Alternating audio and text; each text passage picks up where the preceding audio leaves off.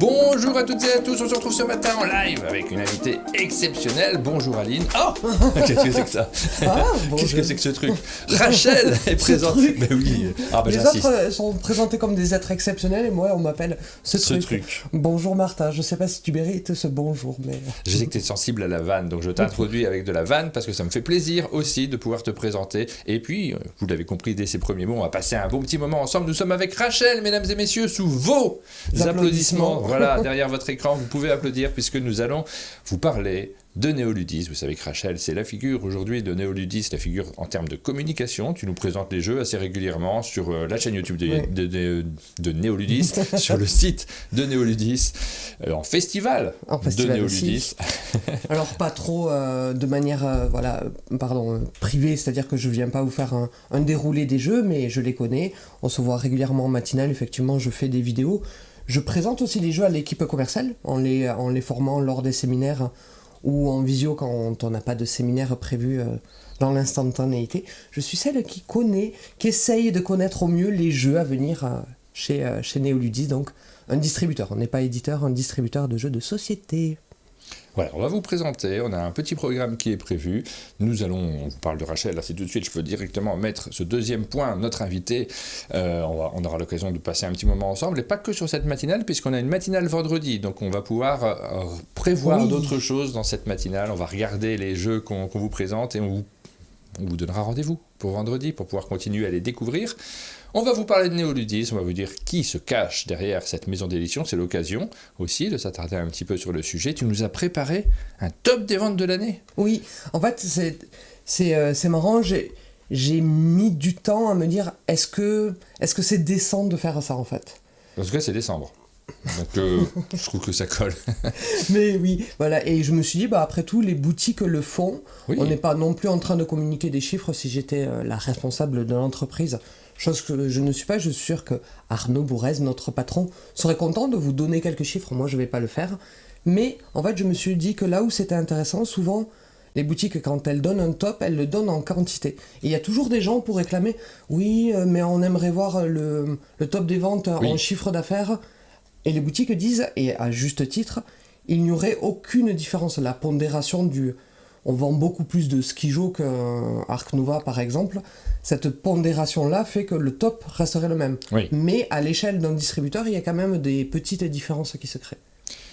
Et puis le risque, on l'a bien compris aussi, pour vous, pour distributeurs, c'est de trop mettre en avant l'un de vos éditeurs, puisque chez Néoludis, il y en a pas mal. Oui. C'est aussi de ne pas montrer tout ce qui existe, c'est ça la difficulté, parce qu'il y a effectivement des jeux qui sont là aussi, on le sait, on connaît le marché, pour vendre peut-être un peu plus que d'autres qui sont là pour un public plus restreint, mais qui ont tout à fait leur place également. Le top des ventes, c'est un goulot d'étranglement, on ne voit pas tout ce qui existe. Oui. Mais en même temps, c'est une information qui est intéressante. Oui. On en parle juste après. Et puis, évidemment, ça sera le gros de cette émission. Les jeux qui sont là juste derrière. Partout. Ici, il y en a pas mal. On va vous en présenter. On va vous créer des envies. On va me créer des envies parce que je n'ai pas joué à tout du tout pour l'instant. Et j'ai hâte de les découvrir également. Je précise, puisque c'est notre nouvelle formule, l'année dernière, on avait fait quelques vidéos ensemble. Ces vidéos étaient financées par l'éditeur parce qu'on les repostait sur notre chaîne principale et le travail de remise en ligne et d'habillage, on vous le finançait, on vous le facturait, pardon. Cette année, on a changé de ligne depuis septembre. Toutes les vidéos qui sont réalisées en matinale sur la chaîne d'Un Monde de Jeux sont non financées, donc je peux donner mes avis sans aucune hésitation. Au moins, c'est chouette. Avec plaisir également, parce que c'est une limite, cet aspect-là. Quand on est financé, on ne donne pas ses avis, forcément. Et c'est un plaisir pour moi de découvrir ce que je vais vous donner comme avis. Là, ça sera des envies. Je vais vous donner mes envies. Je vais vous dire, ça, je veux y jouer, ça, j'ai hâte. Et je ne vais pas me limiter là-dessus. Ce n'est pas de la publicité, c'est de l'information. Vous faites de l'information ce matin. Toutes nos matinales sont gratuites, on y tient beaucoup. Je suis là gratuitement, je vais venir encore plus souvent. Bon, il y a un petit coup parce que tu viens de Toulouse. On va recommencer par voir de qui il s'agit. Qui sont ces gens de Néoludis? Qui sont ces éditeurs que l'on retrouve sous votre bannière? Alors, je suis désolé pour nos éditeurs. Notre vieux site internet nous a fait un bug qui déforme les images. Je suis désolé. Nous avons tout fait notre possible pour... les mettre correctement, mais ça n'a pas marché. Alors, nous avons un petit trombonoscope ici que vous voyez de loin, mais qu'on vous montre quand même, pour voir un peu un distributeur. On ne sait pas exactement ce que c'est. On est habitué à voir des logos d'éditeurs, en gros, sur vos maisons d'édition, sur votre boîte de jeux, pardon. Mais le distributeur, c'est celui qui amène les jeux, mais pas que. Il y a cet aspect d'amener, d'avoir de la logistique, pas que. Il y a aussi un choix. Et on voit une partie de l'équipe.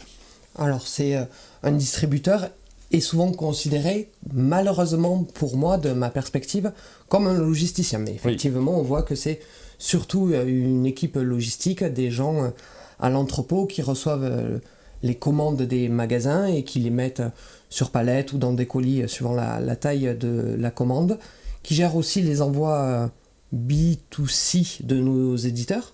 Quand vous commandez sur le site d'un de nos éditeurs, ça peut passer par nos entrepôts. Mais un distributeur, ce n'est pas que ça. C'est aussi une équipe commerciale. C'est-à-dire que c'est des vendeurs, mais uniquement à destination des professionnels.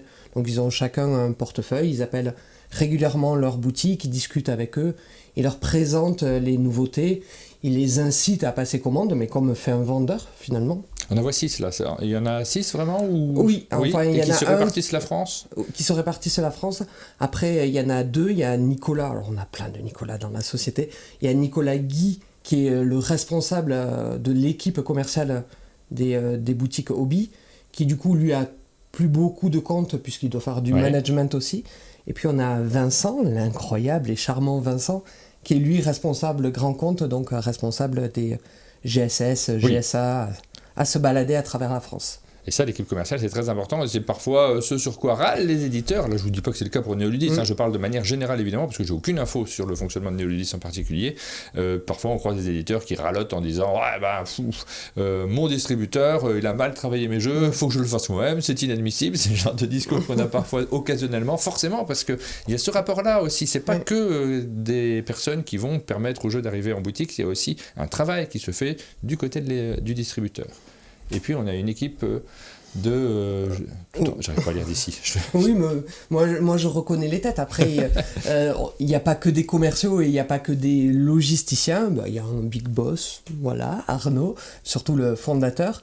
Il y a moi qui aime, même si mon titre dit responsable de communication, quand il n'y a pas de budget communication, j'aime me présenter comme celle qui connaît le produit, que ce soit tous les produits qui existent dans notre catalogue et ceux à venir. T'es un peu une commerciale aussi, mais une commerciale qui utilise des réseaux publics. Oui, on va dire oui. Quelque part, tu peux me présenter comme ça, je suis tout à fait raccord avec cette présentation. On a Chloé qui avant était la responsable de notre entrepôt, qui maintenant est venue, on va dire, un peu avec moi pour chapeauter l'événementiel. C'est-à-dire, moi j'avais des pics d'activité qui devenaient difficiles à gérer avec Cannes et Vichy. Et les journées pro qu'on essaye d'organiser et de régulariser année après année, donc elle est venue m'aider sur ce poste-là. On a Nicolas De Oliveira, qui est aussi auteur de jeux, qui la société a besoin de lui. Merci Nicolas pour ton travail de tous les jours, qui est notre responsable transport. Quand les jeux sortent des usines, souvent en Chine, c'est lui qui sait à l'instant T avec sa petite mobilette. Oui, voilà. Qui travaille, qui fait les devis avec tous les transporteurs. Voilà, on a besoin de lui pour tout ce suivi-là. Et puis après, on a encore un Nicolas. Je disais, au début, c'était l'enfer. Quand je suis rentré chez Néoludis, il n'y avait que des Nicolas. Donc, ils se donnent des petits surnoms. Il y a Nicolas D, pour celui dont on n'a pas encore parlé. Il y a Nicolas Do et il y a Nicolas G. Voilà. C'est l'enfer pour moi. Au début. Maintenant, ça va mieux. Et puis, on a Nicolas Delaforge, qui est notre business analyst. D'accord. Ah là là, ça c'est un terme super comme nom de métier, je voudrais faire ça. On a des commentaires sur le chat puisque vous nous suivez en direct, c'est l'avantage de ces matinales aussi, c'est qu'on échange avec vous. Par exemple, on a Lutin Ludique qui nous dit du bonheur de travailler avec Ophélie, qui s'occupe donc de ce secteur-là. Il y a ce contact aussi qu'on ne connaît pas, nous qui regardons uniquement les jeux de société et qui faisons parfois de manière un peu triviale des listes de courses de nos envies. On ne connaît pas tout ce rapport qu'il y a aussi de manière sous-marine. On ne voit pas que les boutiques ont échangé, il y a eu de la passion derrière, des échanges, de l'humain aussi. Naturellement, c'est des métiers qu'on aime bien mettre en avant aussi dans nos émissions. On les connaît moins, ces commerciaux, mais ils sont importants. C'est un rouage essentiel du monde du jeu. Oui. Alors, On va enchaîner ensuite avec les éditeurs qui sont présents parce qu'il y en a une belle petite liste. Là, je vous montre le petit visuel que tu nous as envoyé. Donc, il y en a quand même. C'est le bas de notre site web avec le site web qui déforme tous les logos. Ouais, c'est pas très grave, on arrive à comprendre quand même. Vous voyez qu'il y en a une cinquantaine, tu m'as dit? Oui, une cinquantaine, en sachant qu'il y a du jeu de rôle et qu'on a beaucoup de petits éditeurs, et c'est sans aucun jugement de valeur, qui ont très peu de jeux à leur actif. Tu vois, je suis un peu Miro, mais je vois Paladis Game qui pour le moment n'ont que 3 jeux, Biotop, Kintsugi et Blot. Je vois Tumanta qui n'a que Alveola et Stickers. Donc tu vois, c'est pas forcément que des gros éditeurs. Il y a Fishing the Sea, qui n'ont que Tokomaya. Ça veut pas dire. Est-ce que tu sais combien de jeux sont sortis en 2024 chez Neoludis de manière générale? Non, je t'ai pas prévenu. Je suis incapable. C'est compliqué parce qu'il y a du jeu de rôle en plus. Oui, il y a du jeu de rôle et il y a beaucoup. Et en plus, j'ai du mal à compter en nouveautés. En fait, ceux qui sont des jeux de gamme, et ça sera marrant quand on va voir la suite de la vidéo, tout ce qui est en gamme pour moi, est-ce que c'est vraiment une nouveauté? Non, mais c'est vrai que je suis assez d'accord avec toi là-dessus. Oui. C'est différent. Ça parle à un public qui cherche ces jeux en particulier pour compléter sa gamme, mais c'est pas forcément, même en boutique, je sais pas quelle place ça prend. Et ça va dépendre des gammes. Oui, c'est ça dépend des gammes. Et puis même sur la formation, tu vois, je pense souvent aux ludicaires qui doivent ingurgiter toutes ces nouveautés-là. Et bien quand tu as un nouveau écosystème, en fait, c'est la prise d'information, elle est rapide. Ok, c'est un nouvel écosystème, quelle est la différence? Ouais. On a Mélodie qui nous dit: j'ai toujours aimé ce mot néoludis, il est cool, je trouve, mais quelle intervention pertinente. Hein. D'ailleurs, à l'envers, ça fait Siduloen. Ah, je me l'étais jamais demandé. Tu sais qu'il y a un autre distributeur qui s'appelle Novalis et les gens confondent tout le temps. Ça commence par N, ça finit par Is. Mais alors, vous dites-le à l'envers, c'est totalement différent. Vas-y, redis-le à l'envers. Siduloen. T'es sûr? Ah bah oui. Ouais, t'es fort. Voilà pour Neoludis. Donc on a vu les différents jeux. Et on va faire une petite rétrospective. Vous le retrouverez sur le site internet d'un monde de jeux, puisqu'on va faire un article. Vous aurez l'occasion de regarder à chaque fois nos articles. On met des images dont on s'est servi pendant les matinales, mais vous pouvez vous repasser les informations que vous avez vues pendant les émissions. 2024, quelles sont les meilleures ventes? Quels sont les jeux qui se sont le mieux vendus? Ben non, j'ai rien spoilé. J'ai rien spoilé du tout pour l'instant. On voit juste ce logo-là, tu vois. Hop. Et le podium est attribué à... Ça commence par en quantité, je crois. Je suis coincé, je suis malin, moi. Je me suis coincé sur cette page-là, j'ai plus de code pour sortir. Ouais, échappe. Waouh, t'es un génie de l'informatique. Alors, c'est une information qui est super intéressante. On voit directement le podium avec le 1, 2, 3 ou qu'est-ce qu'on... Oui. Ou alors on le fait dans l'autre sens. Tiens, on va le faire dans l'autre sens. On va commencer par le 19, 8, 7, 6. Donc, du coup, tu peux juste rescroller pour me dire, oui, mais c'est en quantité celui-là. C'est bon, c'est en quantité. Donc là, c'est sur la totalité de notre catalogue, mais en volume. Donc, je ne montre pas l'image, je te laisse nous les annoncer. En nombre de quantité de pièces. Ah, tu ne montres pas l'image. Je la montre après, parce que sinon on se dévoile tout d'un coup. Le 10e jeu est un Dice Throne Marvel. Ça, c'est une grosse série. Les Dice Throne, c'est chez Lucky Duck Games. On a une série de jeux qui vous permettent de faire une sorte de Yams, mais un peu plus évolué, avec des personnages qui sont emblématiques. Incroyable, c'est Rocksteady Games à l'origine. Ça fait partie de ces jeux qui poussent à la collectionnite. La différence avec Marvel, en dehors de la licence, c'est qu'avant les boîtes, il y avait 2 personnages, et là, dans cette boîte-là, on se retrouve avec 4 personnages. Et vous verrez, il y avait 2 boîtes de 4 personnages Marvel. On en retrouve une autre, plus haute dans le top, et il n'y a pas grande différence de volume entre le 6e et le 10e. Le 9e, alors ça, c'est un jeu auquel j'ai joué beaucoup cette année, je l'aime vraiment beaucoup. C'est une 9e place seulement. Oui, mais parce qu'il est tombé en rupture. Le grand classique de Paul Dennen dans sa nouvelle édition. C'est Dune Imperium Insurrection. Et effectivement, il se retrouve qu'à la 9e place parce qu'il est tombé en rupture. Il revient d'ici la fin de l'année. Et si j'avais tenu... Je pense que si je tiens les chiffres jusqu'au 31 décembre, il devrait remonter un petit peu. Le 8e, c'est un jeu dont on vient d'annoncer la version enfant. La version junior, oui. J'ai lu les règles d'ailleurs juste avant de venir. Et donc c'est Cascadia qui depuis sa sortie reste un best-seller chez nous. Et comme il y a toute une gamme, tu sais, avec Cascadia et Calico, quand Cascadia est en rupture, ce qui arrive malheureusement un peu souvent, il y a du relais qui se fait sur Calico. C'est très rigolo à observer. Et Cascadia, les jeux à cocher qui arrivent en janvier. On a Seth qui nous dit: je vois pas la liste. Attends, je l'affiche juste après, mais en fait je vous dévoile tout d'un coup si je vous la montre. Je vous la montre juste après. Le 7e, c'est un jeu avec des figurines en plastique de bâtiments. Pas figurine en plastique. C'est une nouveauté qui est sortie cette année et qui, en fait, aura la particularité, vous allez devoir jouer dans le chat, essayer de le trouver, le top 7. C'est un jeu qui n'est pas du tout, j'allais dire presque une licence, qui n'est pas un jeu de gamme, qui n'est pas une V2 d'un autre jeu, et qui effectivement est un jeu à pas cher, dans lequel il y a des polyomino, mais surtout il y a de magnifiques bâtiments en bois qui, je pense, en bois, oui, pas en plastique. Bah oui, c'est pour ça que tu me rattrapais. Mais bien sûr, pardon. Ont participé à l'appétence que les gens ont eue pour ce jeu et au fait qu'il est sorti en tout début d'année et il y a du réassort régulièrement. C'est Fiona qui remporte le point, c'est World Wonders. Dans l'autre sens, mais... Le 6e, on ne veut pas jouer sur le 6e puisqu'on a déjà parlé, c'est Dice Throne, Marvel, la suite. Le 5e, alors ça fait étonnant qu'il soit si haut le 5e, parce qu'on n'en parle pas tant que ça en fait. Hein. Oui, mais c'est... On part dans les souterrains, dans les... Voilà. C'est un jeu coopératif d'aventure. En fait, Subterra a réussi... je vous ai tout spoilé. Mais Subterra, ça fait partie de ces jeux où... J'allais dire presque je n'explique pas le succès. Si, j'explique le succès parce que c'est sa proposition qui est assez unique. Il est facile de le conseiller en disant vous allez vivre une aventure. C'est-à-dire que tu vas te balader de tuile en tuile, il va se passer des trucs et tu vas te rappeler de ce qui s'est passé pendant la partie. Pour moi, plus qu'être un jeu coopératif mécanique, c'est vraiment un jeu où tu vas faire des parties un peu aventureuses. Voilà. Le 4e, je vous le dis, le titre à l'envers, on va voir si vous le trouvez, c'est Sigolonork. Ah bon? Sigolonork, qui donc arrive en 4e position. Je vais vous montrer le visuel. Alors celui-ci, joli succès, on va avoir une suite sur Sigolonork. Sigolonork. Alors qui a Sigolonork en premier dans le chat? C'est facile, je vais te donner le titre. Mais regarde, ils sont pas rapides. Ils sont pas rapides à taper en fait, mais surtout ils regardent sur leur téléphone. Donc c'est difficile d'écrire des informations comme ça.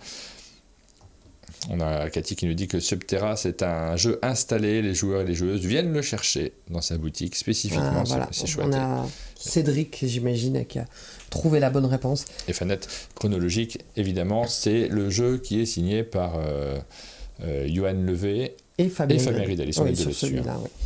Et donc, chronologique est voué à avoir une vie un petit peu longue durée, puisqu'il y a les 2 grandes prochaines boîtes qui sont annoncées sur les 2 prochains Cannes. Avec Cusco, Yuan m'a fait une version imprimée maison et il est ardu avec un scénario niveau 7 en termes de difficulté, waouh, et des extensions qui arrivent cette semaine sous forme de petits boosters où tu vas retrouver juste un petit scénario pour chronologique 1920 dans la période. Voilà pour les 4 premiers et on passe sur le podium. Attention, alors là, suspense mesdames dingue. Et messieurs. Donc on rappelle le top des ventes de cette année, enfin jusqu'au 15 novembre, en termes de volume, c'est-à-dire de quantité de pièces. Je suis très surpris par ce podium. Moi, j'avoue que je ne m'attendais pas à ça. Quand je l'ai vu, j'ai fait waouh, c'est fou. Alors, le troisième, faites des propositions dans le chat. Le 3e, c'est un classique. Oui. Le premier, c'est un classique, mais dans une nouvelle version. Le 3e, non, c'est pas un jeu de cette année du tout, en fait. Le 3e, c'est pas un jeu de cette année. C'est vraiment le jeu qui est très installé chez... je suis sûr que les boutiques peuvent le trouver, celui-ci.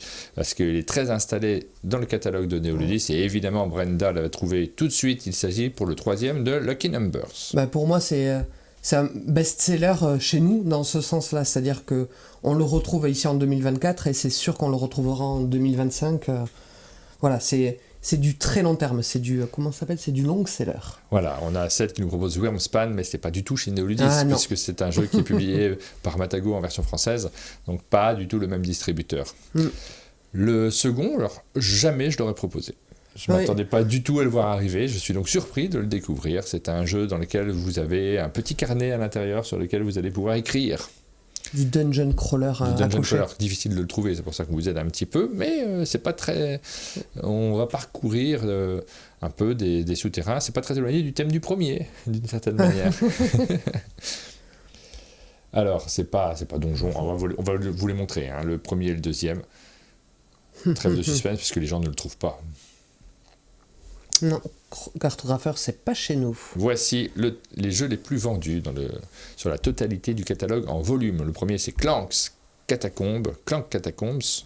Et le deuxième, c'est Paper Up Dungeon. Oui. Et alors, Paper Up Dungeon, ça s'explique par une simple chose, c'est que c'est moins cher peut-être.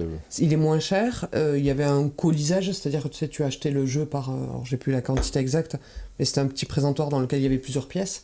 Donc ça paraît l'air de rien. une boutique, au lieu d'en commander 2-3, elle se retrouvait peut-être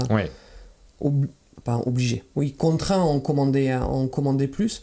C'est aussi un produit dans le sens où c'est quelque chose que tu as envie d'offrir. Tu vois, on parle beaucoup de cadeaux sur cette fin d'année, où ça paraît être le cadeau idéal pour un Secret Santa. Ça paraissait être un cadeau idéal, parce que ne faites pas des cadeaux que pour des occasions spécifiques. Faites des cadeaux aux gens que vous aimez. Ça me paraît rentrer dans cette case-là. Et Clan Catacombe, mais vous allez voir sur les différents tops, puisqu'après on ne fera pas pièce par... on remontera pas tout parce qu'il y aura des similitudes. Vous allez voir, Clan Catacombe, c'est le jeu qui, chez nous, écrase tout cette année. Donc, c'est fou, il est sorti il n'y a pas très longtemps en fait. Non, donc, non, vraiment, les boutiques l'attendaient de pied ferme. Est revenu en stock juste quelques semaines avant Clank, mais ça n'a pas enlevé l'envie de réinstaller un nouvel opus de Clank, quoi. Alors on va montrer directement, on va le commenter en montrant l'image. On nous a fait du suspense sur la première catégorie, là on va en faire un petit peu moins. Sur cette fois-ci la totalité du catalogue en chiffre d'affaires. Parce qu'avant c'était sur en volume, c'était le nombre de volumes. Alors, en chiffre d'affaires, ça va dépendre du prix de ces fameuses boîtes, et c'est là qu'on va perdre Paper App Dungeon, forcément, puisque comme la boîte est toute petite, comme le jeu n'est pas très cher, il ne se retrouve plus dans ce classement-là. Vous avez en 10 chronologique, on en a déjà parlé. Ark Nova, on était triste de ne pas voir, mais il était pas loin. Donc Ark Nova aussi, long seller. C'est difficile pour les jeux experts de devenir des long sellers, et Ark Nova fait partie de ces rares-là. On peut dire qu'il y a eu Terraforming Mars, qui n'est pas chez nous, mais il y a eu Terraforming Mars, et depuis Ark Nova qui fait partie de ces rares élus dans la catégorie des jeux experts qui subsistent. Le Dune Imperium de base. Oui, tout à fait, qui continue à se vendre très bien. Tous les jeux qui ont des prix, qui ont une reconnaissance, mais de manière complètement justifiée, qui sont Dune, Imperium, puis Cascadia. World Wonders, quand je te dis que ça se vendait bien et qu'on y croit. On y croit sur le... Et qui a eu droit à sa petite extension cette année aussi, donc on verra s'il y a des suites sur ce jeu-là. Subterra en 5e position, il continue à être très bien classé. Marvel, Dice Throne, forcément. Ah tiens, tu vois, là je peux réduire, je sais pas pourquoi je ne pouvais pas réduire dans celle d'avant. Et l'image, nous avons le podium avec l'autre Marvel Dice Tower, forcément, le Dune Imperium, on se doutait, tu l'as dit, le Clan Catacombe qui trône, caracole, en tête de ce classement. Et qui trônera en tête, puisque indéfiniment. Voilà, parce que tous les prochains podiums, c'était plus pour axer que sur les nouveautés, puisque vous voyez qu'il y a des long sellers, justement, des Subterra, des Lucky Numbers, voilà. Et donc, du coup, on va le faire dans l'autre sens pour les nouveautés uniquement en volume, puisque forcément c'est les dernières places qui réservent de la surprise, vu qu'on a déjà vu ces jeux-là. Exactement. On a déjà vu Paper App Dungeon, Clan Catacombe et Chronologique. Par contre, regardons sur les nouveautés uniquement, ça nous permet d'aller voir un petit peu plus loin. C'est ce qu'on fait aussi quand on fait le top des boutiques ludiques, on regarde les nouveautés maintenant pour découvrir d'autres jeux qui se rajoutent à la liste. Nous avons, dont nous n'avons pas encore parlé, Mega Jackpot qui arrive en 8e position. Un gros succès, Mega Jackpot, ça a très bien marché. Stickers en 9e position. Alors qu'il vient juste de sortir. Également, les deux, en fait, ils sont sortis. Alors, Stickers, non, ça fait pas très longtemps, tu as raison. Oui. Mega Jackpot, c'était au début de l'été, je crois. Oui, c'était au début de l'été, tout à fait. Et puis, un Storybox, Rêve et Cauchemar en 10e position, une gamme de jeux que j'aime vraiment beaucoup, Storybox. Avec le 3e qui vient juste de sortir, mais c'est marrant de voir qu'il va y avoir des disparités entre plusieurs produits dans une même gamme. Les nouveautés 2024 en chiffre d'affaires, les trois premiers, vous les connaissez, forcément, Clank, Dune, Imperium Insurrection et Marvel Dice Throne. Et derrière, regardez ce qui arrive aussi en chiffre d'affaires, parce qu'il y a des boîtes forcément qui coûtent un peu plus cher et qui ont généré pas mal de chiffre d'affaires. C'est le cas notamment, on n'en avait pas encore parlé, à la 6e place de Wonderland's War. Tout à fait. Le 7e. Et en fait, il y a la particularité pour moi, Wonderland's War, d'être en dehors de World Wonders, mais où on sait que l'appétence, elle a été matérielle. Moi, j'aime beaucoup le gameplay, mais l'appétence, elle a été aussi matérielle. Ça a participé au succès du jeu. Wonderland's War, c'est le seul intrus, dans le sens où c'est le seul jeu un peu de plateau, un peu cher, avec une présence sur table, qui n'est pas une V2, qui est pas un jeu d'une suite de jeux, quoi. Et c'est surprenant de le voir là. Endeavor profonde, en 7e position, donc nouveauté chez Super Meeple avec cette refonte d'Endeavor. Même mécanique de base, mais avec un peu comme Clan Catacombe, c'est marrant aussi, ce parallèle qu'on peut faire de votre plateau va apparaître au fur et à mesure de la partie, au fur et à mesure de vos explorations. Ça reprend vraiment la mécanique d'Endeavor, mais la sensation de jeu y est très différente pourtant.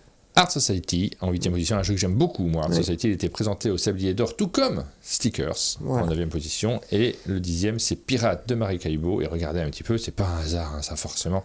Sur cette liste de jeux, on a fait toutes les vidéos, sauf Endeavor au profond. Donc voilà, ça permet aussi de vendre les jeux, évidemment, on le sait. Et on n'a pas fait non plus Clank Catacombe, et j'avoue que j'ai même pas joué encore. J'ai la boîte, mais j'ai pas depuis je suis débordé depuis que j'ai reçu, j'ai pas eu le temps d'y jouer encore, alors que j'adore moi Clank, donc je suis très curieux de découvrir ce que cette nouvelle boîte renferme. J'ai tellement joué. Ils nous l'ont envoyé un direct, l'éditeur a fait son travail, ils nous ont présenté le jeu, mais on n'a pas eu le temps nous d'installer la table et de lancer la partie. Il y a des périodes qui sont plus compliquées que d'autres. Voilà pour les différents petits tops des ventes, et merci pour cette information parce que ça permet de découvrir également des jeux de société sous un autre angle, et on a envie de savoir ce qui se passe après la sortie. Un jeu, c'est pas juste la semaine de la sortie, il vit bien au-delà, et on espère que ces jeux-là, ceux qu'on vous a cités, continueront à vivre dans vos boutiques. Ça me fait rire dans le chat, tu vois, il y a Pat de Totem qui gère donc une boutique de jeux, qui dit mais il n'y a pas Stick et Stack. Et oui, en fait chaque boutique individuellement vend bien des jeux, mais nous à notre échelle Stick et Stack non, et pas sur le podium, loin. On va continuer avec les nouveautés, vous les attendez tous, elles sont juste derrière nous. Alors on va essayer de passer relativement rapidement, de temps en temps on s'attardera un peu plus sur un jeu, mais il y en a 14 je crois, j'ai compté très rapidement. Il y en a un caché parce qu'on ne peut pas montrer la couverture. En sachant que c'est des jeux qui arrivent chez nous et qui sont soit à l'état de prototype, soit pas avec les couvertures définitives, donc ça sera Jean-Michel à peu près. Et puis tu sais qu'on note ton pitch là, parce qu'en fait c'est toi qui peux créer des envies. Évidemment on a nos goûts personnels qui rentrent en jeu, mais c'est peut-être toi qui va pouvoir plus ou moins bien vendre les jeux, et c'est toi qui vas te faire disputer derrière. Le premier jeu dont en fait j'ai envie de vous parler, c'est on a vu que Lucky Numbers était un best-seller chez nous, et il y a un jeu qui arrive chez Tiki Edition, normalement en février-mars si je dis pas de bêtises, qui est un jeu de Michael Schacht, et que j'ai ici à l'état de prototype, et pour lequel je ne peux pas vous montrer la couverture. Et puis quand je vous dis à l'état de prototype, c'est avec un jeu avec des tuiles en mode impression 3D pour le moment, mais il faut vous imaginer que ça sera un jeu à la Azul. Mais comme on n'a pas 10-15 minutes par jour, on n'a pas 10-15 minutes par jour. Non. En fait, le meilleur moyen de vous le vendre, c'est de ne pas vous expliquer les mécaniques et de vous dire, parce que Lucky Numbers, en fait, la magie de Lucky Numbers, elle est difficile à expliquer. Tu vas placer des chiffres dans des lignes ou des colonnes en ayant la contrainte de devoir les placer par ordre croissant. Là, en fait, vous allez avoir des tuiles à la Azul que vous allez placer dans un chevalet, vous avez le droit de faire plein d'actions, vous allez essayer de faire des familles devant vous, en fait, vous allez jouer à une sorte de Rami modernisé par Michael Schacht. En fait, il y a plein de familles et d'animaux magnifiquement illustrés par Christine Alcouf. Et à votre tour de jeu, vous allez commencer par piocher des tuiles au centre de la table, puis vous allez avoir droit de faire différentes actions pour les poser devant vous, vraiment comme au Rami, où vous devez avoir un certain nombre de points avant d'avoir le droit de poser. Et vous allez créer des familles, avoir le droit de les agrandir. Et le truc qui est rigolo, c'est qu'on va pouvoir échanger ces familles. C'est-à-dire que si... Oui, ça c'est super rigolo, c'est si on a une famille de la même quantité, c'est-à-dire tu as 3 renards, j'ai 3 écureuils, je vais pouvoir te dire donne-moi tes 3 écureuils, je te donne mes 3 renards. Pourquoi j'aurais fait ça ? Parce que j'avais encore un autre écureuil dans mon chevalet, je vais pouvoir agrandir ma famille, et chaque tuile vaut un point. Vous l'avez compris, ça crée aussi des petits moments d'émotion évidemment autour de la table, parce que quand vous piquez la collection de quelqu'un qui allait l'agrandir et qui ça grince des dents, il y a des histoires qui se créent autour de ça, c'est assez rigolo, c'est des interactions qui créent aussi le plaisir de jeu autour de la table, l'ambiance tout simplement. Et vous allez me dire pourquoi ça s'appelle Double Seven, Rachel. Pourquoi ça s'appelle Double Seven, Rachel ? Parce que dès que vous avez réussi à reconstituer une famille de 7, chaque animal existant 11 exemplaires, vous prenez cette tuile-là, tous les éléments de jeu valent 1 point, donc avoir constitué une famille de 7, finalement, elle vaut au moins 8 points, ce qui ne m'empêchera pas de l'agrandir plus tard. Et surtout, dès que je suis le premier joueur à avoir 2 familles complètes, je prends cette tuile-là, qui, comme indiqué au dos, me rapportera 2 points supplémentaires, mettant ainsi fin à la partie. Mais les autres joueurs jouent encore une fois et peuvent me dépasser. Vraiment, jouez-y. Moi, je peux pas m'empêcher, et c'est pas du faillotage, parce que je suis vraiment pas à faire quelque chose comme ça. J'ai aucun intérêt à faire ça. C'est les jeux Tiki Edition, il faut toujours les avoir en main et les jouer pour comprendre la magie des jeux qu'ils choisissent. Gros travail sur ce jeu. Ils sont venus pour l'anecdote au chalet et on a tourné une partie sur ce jeu en mode prototypal. C'est vrai? Ouais. Quel moment on ne sait pas ce qu'on va en faire exactement. Pour l'anniversaire peut-être? Oui. On s'est dit, tiens, on va tourner cette partie-là. Donc j'ai sur mes disques durs des exemples de ce jeu avant, son illustration et tout ça. On s'en servira, mais on pourra vous montrer. C'est un jeu qui a été travaillé pendant le long terme. On voit que c'est pas fini. Si tu peux pas nous montrer la boîte, c'est qu'en termes de titre, en termes de réflexion, il y a eu toute une réflexion. Il rentre dans la gamme de Lucky Numbers et puis de... Avec des mots qui sont parfaits. Perfect Words. Évidemment, il rentre dans cette gamme-là et nécessairement, il est très attendu. Vu le succès des deux premiers, succès énorme, il est très attendu par nos boutiques. Voilà pour ce premier jeu qu'on vous montre aujourd'hui. On enchaîne, Rachel. Alors, on enchaîne avec... T'as laissé des tuiles et il y a une mouche. J'ai envie d'enchaîner. Désolé, je m'éloigne du micro. Adjugé. Mince, je l'ai adjugé trop. Je pensais pas, mais d'habitude les mouches elles s'envolent quand on les adjuge. Et là, pardon. Vous voyez pas, mais il y a un cadavre de mouche tué. Elle est pas très dynamique cette mouche. Je pense qu'elle était en fin de vie. Le prochain jeu dont j'ai envie de vous parler, c'est Octocube, un jeu très familial à venir chez Sit Down, où le principe c'est qu'il va y avoir une mer de tuiles en épaisseur. Vous imaginez un quadrillage de 5 par 5 avec 3 ou 4 tuiles, et je vais vous montrer quelques Attends, on va essayer de la tuiles. sauver, je la réanime. 1, 2... elle est partie. C'est bon, hein. On est rassuré des gens qui nous regardent. Non, c'est pas vrai. Il y a peut-être des enfants qui regardent, mais j'ai honte de moi là. Je pensais faire une blague. Octocube, pardon, je t'ai coupé pour ça. Et tous les jeux que je vous montre, seront présents à Cannes, puisque je vous montre du 2025, mais je vous montre en théorie du premier semestre 2025. Donc, bon, comme on a dit qu'on s'éternisait pas, hop, vue du dessus, Martin. Vue du dessus, Martin, hop. Il faut vous imaginer qu'il y aura tout un quadrillage de tuiles, ici, comme ça. Donc, on va pas faire de manière complète. Et à votre tour, vous allez pouvoir mettre un cube, ici, en jeu. En arrivant, vas-y, je te laisse faire, Martin, la démonstration. C'est assez fascinant. C'est le genre de jeu dans lequel le matériel en lui-même, on a envie de le manipuler directement. Vous avez ce petit cube en plastique, regardez, à l'intérieur duquel nous avons des petits aimants. Alors des aimants pas trop forts parce que ça a été vraiment réfléchi et calculé. Le but c'est de rattraper des formes qui sont posées sur la table. Donc on a un quadrillage de 5 par 5 je crois, ou 6 par 6. Je crois que c'est 5 par 5 et ensuite l'épaisseur de ces piles dépend du nombre de joueurs. On vous l'a pas fait le quadrillage, on vous a mis juste quelques tuiles, mais avec votre cube vous allez pouvoir vous poser à un endroit en début de partie et ensuite tourner sur le quadrillage pour éventuellement rattraper les petites tuiles et pouvoir les récupérer. Soit vous prenez les tuiles, soit vous reprenez votre cube et vous collectez ce que vous avez eu pour le mettre dans votre tableau individuel. Qui est mis à l'envers, le voici, un tableau individuel dans lequel vous allez pouvoir mettre les éléments au bon emplacement. Il peut y avoir parmi les objectifs de jeu le fait de pouvoir remplir tous les emplacements, mais vous avez également comme objectif celui au moment où vous dépilez, d'en avoir le plus grand nombre possible du même type. De la tunasse. De l'argent. C'est très facile à expliquer, très facile à manipuler, et ça ne ressemble pas aux autres jeux. C'est ça aussi, là, ils sont très très forts chez Sit Down pour trouver des concepts originaux. Les concepts sont toujours envie d'aller voir, tiens, c'est quoi votre concept que j'ai jamais vu sur votre stand. J'y ai pas systématiquement. C'est vraiment très marrant comme matériel. Le gimmick matériel est vraiment très marrant, et derrière, on a un jeu très familial, mais moi j'aime bien l'idée de la combinaison des deux, de jouer avec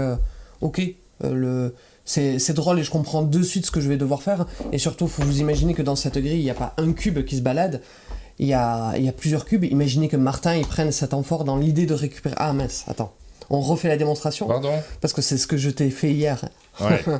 Imaginez, Martin se dit, je vais récupérer plein d'amphores. Il commence à récupérer celle-là. Moi je peux rentrer en jeu pour récupérer celle-là, lui empêchant de faire son chouette coup. Donc, elle a vraiment essayé de m'empêcher de gagner. C'est dommage que tu n'aies pas réussi, mais vraiment, on a senti l'attention de... On a fini à égalité, mais je ne connaissais pas le départageur d'égalité. J'ai gagné Au départageur d'égalité, tu as gagné, mais ça a été très, très drôle cette partie. Voilà. Quelque chose de mécaniquement très simple, dans lequel les manières de scorer sont, certes... déjà vu, mais déjà vu parce qu'elle fonctionne de la majorité. Je t'arrête tout de suite. C'est vrai que c'est du déjà vu, mais vraiment, moi j'adore remplir mon tableau, avoir des objectifs, me dire il manque ça, je vais essayer de le récupérer. Franchement, je me suis bien amusé. J'ai envie de rejouer, moi. J'ai très envie de rejouer à ce jeu. J'ai hâte de pouvoir refaire une partie. C'est Octocube. On n'a pas cité le nom de l'auteur. Parce qu'il s'appelle Karl Lange et je crois qu'il n'avait pas fait de jeu. très notable jusqu'ici. Donc aussi pas les auteurs qui n'ont pas fait de jeu, ça vaut pas le coup. Non, mais c'est pas dans ce sens-là. C'est vrai que je suis désolé pour les auteurs que je cite pas. Voilà, du jeu 2 à 4 classique, je dirais que c'est à partir de 8 ans pour des parties d'environ 20 minutes. Non, c'est chouette, franchement, j'ai envie de voir les fiches, pour regarder. Et puis surtout le matériel. Moi, tu sais, franchement, j'ai envie de soutenir les éditeurs aussi qui se lancent dans des matériaux qui sont un peu différents, qu'on n'a pas l'habitude de voir, avec un autre type, une autre façon de jouer, parce que ça change les sensations de jeu. Oui. Même s'il y a des aspects qu'on a déjà vus, comme tu l'as dit, sur certains scoring, on ne réinvente pas tout à chaque fois, mais c'est rare les jeux qui réinventent tout, voire, je ne sais pas si ça existe. Franchement, ces dernières années, je dis beaucoup dit franchement. Et ben, c'est le moment de passer à un autre jeu, du coup. J'ai dit du coup. Tiens, on va parler. Ah non, on va faire. On va te. Il est où? On va te ridiculiser un petit peu. Ça, alors. Il n'est pas impossible, vendredi on se retrouve ensemble, qu'avec Rachel on joue un peu à Battle Flip. Je pense qu'on va se donner des défis, tu sais, vendredi dans notre petite matinale. On aura le temps, un peu plus de temps pour jouer. On va se donner quelques défis. On va réfléchir, puisqu'on est encore ensemble vendredi, aux enjeux qu'on mettra dans cette vidéo. Ça pourrait être rigolo d'avoir quelques enjeux. Mets-toi en vue du dessus avant de commencer à chercher. Tu triches pas. Le but du jeu dans Battleflip, mais après il y a plein de modes de jeu différents. On va le faire vendredi beaucoup mieux, mais pour vous teaser un petit peu, sur Battleflip, c'est un jeu dans lequel vous avez des petits triangles avec des formes qui sont différentes, des animaux qui sont différents à chaque fois, et qu'il va falloir assembler. Le problème, c'est que ces animaux, regardez sur le côté du triangle, ils ne sont pas toujours situés au même endroit. Parfois, ils sont près de la pointe d'un côté, parfois ils sont bien au centre, et il va falloir les assembler, mais en essayant de trouver une autre moitié qui correspond au positionnement de votre animal. Attention, il y a toujours au moins une configuration qui marche, il y en a toujours une, il faut réussir à avoir l'œil pour pouvoir les assembler le plus rapidement possible. Ça, c'est le jeu de base, et on va voir qu'il y a plusieurs types de jeux que l'on peut faire avec ce matériel. T'es prêt ? Je te défonce. Allez, c'est parti. J'ai gagné. T'as triché ? Non. Mais j'ai pas eu le temps même de poser mes cartes. C'est pas possible ce que tu nous as fait là. C'est un scandale. J'ai pas eu le temps d'étudier. Regardez-le galérer. Je galère. En fait, c'est marrant ce jeu-là qui est pas ma typologie de jeu à moi. C'est tellement facile d'expliquer le principe en donnant 2 cartes à quelqu'un et en le regardant galérer longuement et en se disant ok, je vois. Voilà, j'ai trouvé du premier coup. Non, c'est pas vrai. Après, le jeu ne se résume pas à ça. J'allais dire, c'est comme Double, il y a plusieurs modes de jeu. Là, c'est très basique. Celui-ci, après, derrière, on va faire des pyramides, des cathédrales. Il y a des façons de faire qui sont différentes. Des cathédrales d'animaux. Voilà, ça c'était Battleflip. Donc, toutes petites boîtes, il va y en avoir plusieurs, des petites boîtes de Battleflip. J'ai eu l'occasion de les voir à Vichy. C'est signé par Jean-Paul et Ségolène Monet. C'est illustré par Niark pour cette boîte-ci. Je ne sais pas si c'est le même illustrateur sur les autres. Si. Et c'est Laboludique aux commandes de ce jeu. Laboludique, en général, ils ont des jeux qui sont toujours très agréables à manipuler, avec un matériel et des illustrations qui sont très sérieusement travaillées. Et on va avoir l'occasion de reparler d'eux parce qu'il y a un autre jeu qui est prévu chez Laboludique, plus ambitieux. Celui-ci, on a plus ambitieux en termes de matériel, parce qu'en termes d'ambition, en fait, je pense qu'ils mettent la même sur toutes. Voire sur ce Battleflip, je sens qu'il y a un enjeu chez eux. Vraiment, ils y croient beaucoup. Ils y croient énormément. Ouais. Bravest. The Bravest, un jeu de Théo Rivière et Maxime Rambourg, illustré par Eya, qui est un jeu pour de vrai. Où le principe, en fait, il est tout simple. C'est un jeu de draft de tuiles avec la petite originalité de ce draft. Hop, j'essaye d'attraper des éléments sans faire trop de bruit dans le micro. Pas vous faire trop d'ASMR. Voilà. Un jeu de draft de tuiles. Vous allez récupérer vos tuiles, mais imaginez-vous qu'il y a plein de tuiles autour de chacun des emplacements, mais vous ne pouvez récupérer vos tuiles que face à un des 3 jetons. Et on imagine que si je sélectionne cette tuile ici, le pion se déplace d'une case dans le sens horaire. En fait, je choisis quelque chose et je ne laisserai toujours que 3 choix à mon adversaire. Un draft un petit peu original, mais ces tuiles, que vais-je en faire ? Maintenant, c'est des tuiles un petit peu labyrinthiques que je vais venir poser sur mon plateau pour créer un labyrinthe. Et en fait, dans mon labyrinthe, il y a 2 personnages qui vont se déplacer et marquer des points à la fin de la partie, regardez comme c'est beau. En fait, c'est beau parce que là, on est vraiment dans un monde complètement imaginaire. Ça va parler aussi aux plus jeunes. Le jeu est proposé à partir de 8 ans. Oui. C'est pas un jeu enfant du tout. Il y a vraiment un petit scoring qu'il va falloir appréhender, analyser, et en même temps, donc ce sera pas forcément très simple à la première partie avec un enfant de 8 ans, mais par contre, derrière, il a son imaginaire, et c'est le genre de jeu qui vont... Parce que les enfants de cet âge-là n'ont pas peur de se lancer dans des jeux même un peu complexes quand ils voient un matériel qui les intéresse, qui les passionne. Et c'est vrai que c'est un petit peu joueur, je vois ce que tu veux dire, mais il y a un truc qui est vachement bien, je trouve, c'est au niveau du scoring. Alors du coup, je termine l'explication. Il y a 2 personnages qui vont se déplacer dans votre labyrinthe, et chacun a ses conditions de scoring qui est rappelé sous lui. Il y a un petit personnage, l'agile, qui ne score pas de la même manière que à chaque fois j'oublie son nom, je l'appelle le fortiche, l'invincible, et chacun va scorer. Vous pouvez faire 2 chemins distincts pour chacun des personnages, ou faire un immense chemin où ils vont se croiser à un moment donné, mais ils vont rencontrer des éléments qui ne scorent pas pour l'un ou pour l'autre. Mais moi, ce que j'ai aimé au niveau du scoring, c'est tout bête, mais tu as vu, tu peux prendre le scoring en main facilement en prenant ton personnage à la fin de la partie, en disant ok, là la fée elle ne score rien pour moi, la fée elle ne score rien pour moi, la maison de Baba Yaga elle score 1 point par spectre qu'il y a sur mon plateau. Bon, là, le plateau n'est pas fini. C'est simple à comprendre. Ouais. Mais par contre, ce qui est un peu plus complexe pour les enfants, c'est qu'il y a 3-4 éléments à prendre en compte pour chaque personnage qui va se déplacer. Et donc, la construction de son plateau nécessite une petite analyse fine. Mais moi, je suis très content de ça. J'ai envie de jouer à des jeux qui proposent aussi de réfléchir et puis qui donnent du défi aux enfants. Et puis, il y a une version carrément un peu plus joueur au verso. Et je valide la comparaison de Fiona avec Savernake Forest. C'est ça en un peu plus joueur, tout à fait. J'ai toujours pas joué à celui-ci. Je l'aime trop. C'est vrai. Je sais pas pourquoi, j'y suis très très attaché. Moi, je veux jouer à plein de trucs. Ouais, avec plaisir. J'aime beaucoup Savernake. Donc voilà, ça c'était The Bravest. The Bravest, donc on l'attend. The quoi? Bravest, ça va pas? Pardon. Hop, on attend avec impatience celui-ci. C'est une vraie ambition chez Labo Ludique. Ils sortent un petit peu de leur sentier battu. Ils nous proposent une boîte plus grande et j'ai joué, j'ai bien aimé. À juger. Il y avait une mouche. Non. Je l'ai pas fait sur les autres, mais en fait. Si dans le chat, comme on n'aura pas le temps de tout faire, vous voyez des jeux qui vous tapent dans l'œil, vous le dites. Est-ce qu'on se garde Daydream pour vendredi? Alors on va montrer très vite la boîte quand même. On va vous montrer ce jeu-là, Daydream. C'est un jeu dans lequel vous allez... Il y a un truc qui est fort, qui est dingue, qui est fou. Je te laisse le présenter parce que je sens qu'il y a de l'amour. C'est signé Benoît Turpin et Anthony Perron. C'est illustré par Mémé Candia, qui ne boit pas que du lait. Je ne la connais pas du tout. Et alors, ce qui est assez impressionnant, vous connaissez Benoît Turpin, c'est l'auteur de Welcome. Vous connaissez Anthony Perron. Je crois qu'ils avaient déjà fait des jeux ensemble, il me semble. Et aussi en Roll & Write, si je me souviens bien. Ah bon? Peut-être je me trompe. Non, je confonds avec Florian Cerex et Benoît Turpin qui ont fait des jeux ensemble. Oui, ils avaient fait tu m'as dit Number, du coup tu vas me troubler, mais celui qui ressemble à un Tetris avec des numéros. Ouais. Ce qui est dingue, et l'idée qui est géniale dans ce jeu, déjà, c'est les illustrations. Oui. C'est pas du tout un détail. Ça, franchement, les illustrations, elles donnent envie de se plonger dedans. Elles sont magnifiques en elles-mêmes. Et l'autre aspect, c'est ça, c'est ce plateau individuel. Vous avez un Roll & Write, vous allez jeter 2 dés, vous allez utiliser les dés pour pouvoir compléter votre grille, mais vous n'allez pas toujours jouer au même Roll & Write. Ici, vous en avez un sous vos yeux, composé de 3 panneaux. Ici, vous en avez un autre, composé de 2 panneaux. Ici, vous en avez un autre, composé de 2 panneaux. Vous pouvez jouer à celui-ci, qui est tout petit. Tout petit.